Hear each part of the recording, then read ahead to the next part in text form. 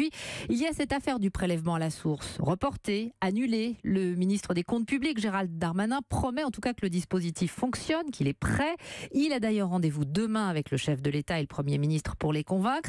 Reste que si cette mesure devait être différée ou même partir aux oubliettes, le coût serait conséquent pour les finances publiques. Anne-Laure Jumet. L'État a déjà dépensé 195 millions d'euros pour le prélèvement à la source, une somme due pour l'essentiel à l'investissement informatique. Il a fallu adapter les outils pour calculer les taux transmis aux contribuables. Et puis, il y a le budget communication, les spots télé, les encarts dans la presse, les infographies sur le site des impôts, sans parler des kits transmis aux entreprises. Enfin, mobilisation générale dans les centres des impôts, des postes qui devaient être supprimés ont finalement été préservés dans le cadre de cette réforme et on a formé 40 000 agents pour répondre aux questions des contribuables. Tout cela a fait dire récemment au directeur général des finances publiques, la machine est lancée, elle ne peut plus et ne doit plus s'arrêter.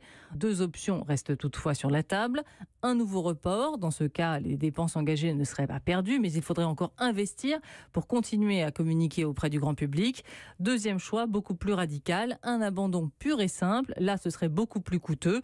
Il faudrait revenir à l'ancien système ou éventuellement en bâtir un autre et refaire de la pédagogie auprès du grand public. Anne-Laure Jumet.